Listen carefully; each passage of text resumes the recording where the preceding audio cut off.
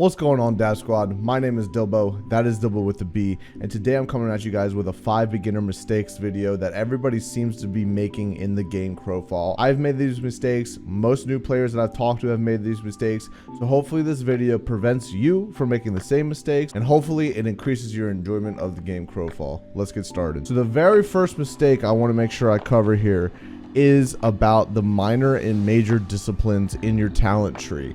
For every class, you can unlock 3 minors and 2 majors. So in your talent tree, you have 3 minors and 2 majors. Every single minor is in this position, and this position. You want to make sure no matter what you're doing, what your build is going to be, you need to get all of your minor slots along with your 2 major slots in your talent tree. These cost 5 points apiece. You only have 55 points total. So we got to make sure that you guys get all minors and majors because there's no reroll in this game.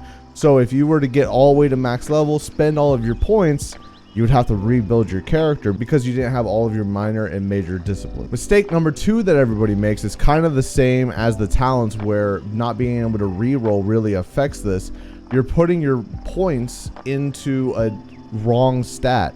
Every class has a top stat here that changes based on the class and character you're playing. So for instance, I'm playing a knight centaur and I need to be putting all of my points into strength. A good rule of thumb is to put all your points in whatever is at the top of your stat list here. There are some times where that is different. For instance, cleric, you want to put everything into spirit and it won't be up at the top if you're going a full healing cleric. We're not going to get into all that right now, but a basic rule of thumb is whatever is at the top, that's what you're putting your points into. So the third tip is not setting your passives. On your screen, you have a little eagle here that says skill tree on the left hand side. You click that, you have 2 primary and secondary track passives. If you're going to be a crafter, you want to go crafting and exploration. If you want to be a combat, you want to go combat and exploration, right? And what this is per account. This isn't per character. So you want to set these up right as soon as possible because these accrue over time. And if I were to go into my combat tree here, I could put points into my passives here that increase my damage, give me different buffs. You have to go through all of these and figure out which ones you want. But not having these selected when you first start playing the game really reduces the amount of XP that you can have over time. The fourth mistake that everybody seems to be making is not understanding how import and export tokens work in Crowfall. So you have a limited amount of import and export tokens per campaign.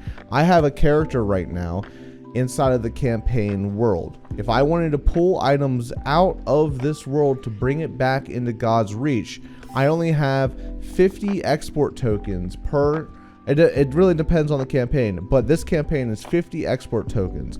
So if I were to open up this bank here and check off everything here and export these items, it would tell me how many export tokens I would need to be able to export these items. So you see right here at the top, it says import tokens 27, export tokens 50.